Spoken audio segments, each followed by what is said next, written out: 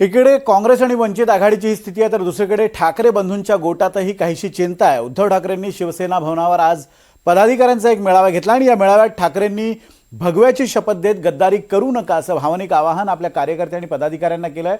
उद्धव ठाकरेंना पक्षात बंडखोरीची चिंता सतावते, त्यासाठी उमेदवारी मिळाली नाही तरी शिवसेना सोडू नका असंही ठाकरेंनी म्हटलंय।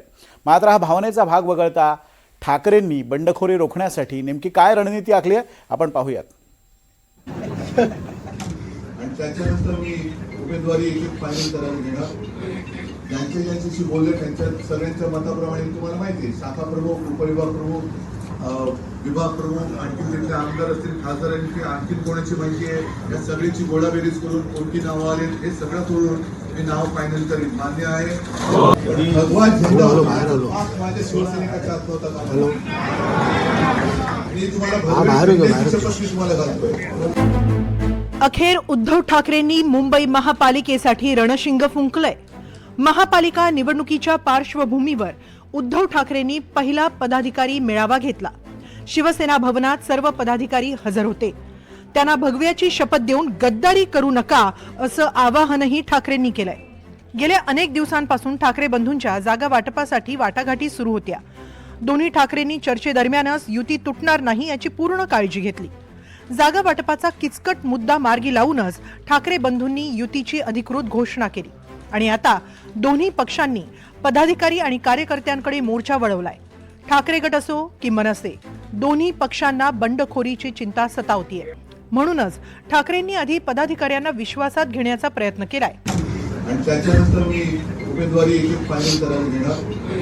ज्यांच्याशी बोलले त्यांच्या सगळ्यांच्या मताप्रमाणे तुम्हाला माहिती आहे, शाखा प्रमुख, उपविभाग प्रमुख, विभाग प्रमुख, आणखी तिथले आमदार असतील, खासदार आणखी कोणाची माहिती आहे, या सगळ्याची गोळाबेरीज करून कोणती नावं आले हे सगळं सोडून मी नाव फायनल करीन। मान्य आहे। अनेकांना उमेदवारी मिळणार नाही।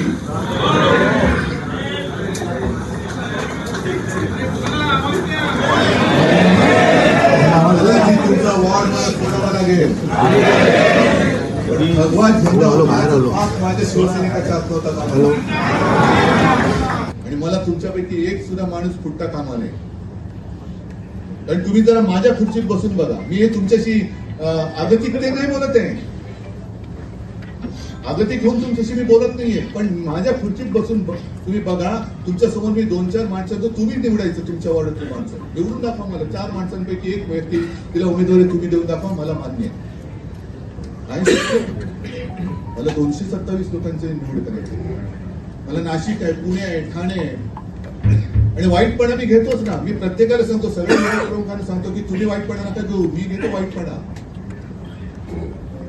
वाईटपणा आला तरी चालेल, पण माझ्या महाराष्ट्राचं चांगलं झालं पाहिजे। महाराष्ट्राच्या भल्यासाठी मी वाईट ठरलो तरी चालेल, पण तुम्ही मात्र तुमची निष्ठा विकू नका। पक्षातील अंतर्गत बंडाळी टाळण्याचं मोठं आव्हान ठाकरेंसमोर आहे। उमेदवारी जाहीर झाल्यानंतर नाराज पदाधिकारी इतर पक्षांची वाट धरू शकतात। हाच धोका टाळण्यासाठी उद्धव ठाकरेंकडून सावध पावलं टाकली जात आहेत। मंगळवारी 30 डिसेंबर ही अर्ज दाखल करण्याची अंतिम तारीख आहे। उद्धव ठाकरेंकडून आज रात्रीपर्यंत उमेदवारांची अंतिम यादी निश्चित केली जाईल। त्यानंतर उद्या निवड झालेल्या उमेदवारांना एबी फॉर्मचं वाटप केलं जाईल। त्यामुळे उमेदवारांना कागदपत्रांची जुळवाजुळव करण्यासाठी 2 दिवसांचा वेळ मिळेल। मुंबई महानगरपालिकेची लढाई ही ठाकरेंच्या अस्तित्वाची लढाई झाली आहे। म्हणूनच ठाकरेंनी नगर परिषद, नगरपंचायतींच्या निवडणुकीपेक्षा पालिका निवडणुकीची तयारी करण्यावर जास्त भर दिलाय। मुंबईत मराठी विरुद्ध अमराठी वाद, मुंबईला महाराष्ट्रापासून वेगळं करण्याचा घाट अशा मुद्द्यांवर ठाकरे बंधू मराठी माणसाला एकत्र आणण्याचा प्रयत्न करणार आहेत। आजच्या मेळाव्यातूनच उद्धव ठाकरेंनी मोदी शहांवर तोफ गोळे डागायला सुरुवात केली आहे। हे अब्दालीचं उदाहरण आहे। आणि तसंच वसंत कानेटकरांनी शिवशाहीचा शोध म्हणून एक जे पुस्तक लिहिले, त्याच्यामधलं वाक्य माझे शिवसेना प्रमुखांनी सांगितलेलं आहे। त्यावेळेला औरंगजेबाने असं लिहिलं की हे मराठे या पहाडी मुलकात तमाम दुनियेला भारी आहेत। यांना पराक्रम शिकवावा लागत नाही, इथे तर गवताला सुद्धा भाल्याची पाती फुटतात। पण दुईचं बीज इकडे खडकावरती फिरकावलं तरी ते रुजतं आणि असं फोपावतं की पाहता पाहता तमाम दौलत तबाह करून टाकतं। वंदनीय हिंदू हृदय सम्राट बाळासाहेब ठाकरे यांचे हिंदुत्ववादी विचार सोडल्यामुळे हा मराठी माणूस तुमच्यापासून दूर गेला आणि तुम्ही काय अनाकोंडा आणि अब्दालीच्या गप्पा मारतायत. ज्यांनी स्वतःचा पक्ष गिळंकृत केला ते सगळ्यात मोठा अनाकोंडा तुम्ही आहात. आणि अब्दालीच्या भाषा तर तुम्ही करू नका, कारण तुम्ही स्वतः औरंगजेब फॅन क्लबचे अध्यक्ष आहात. मुंबई महानगरपालिकेची लढाई यंदा चुरशीची ठरणार आहे.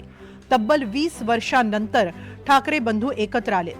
काँग्रेस आणि राष्ट्रवादीला मागे सोडून ठाकरेंनी भावाचा हात धरलाय. निवडणुकीची सूत्र देखील पूर्णपणे राज आणि उद्धव यांच्याच हाती आहेत. त्यामुळे महानगरपालिका निवडणुकीत राज आणि उद्धव यांची जोडी कमाल दाखवणार का, हे पाहणं महत्त्वाचं ठरेल. Bureau report, NDTV Marathi, Mumbai.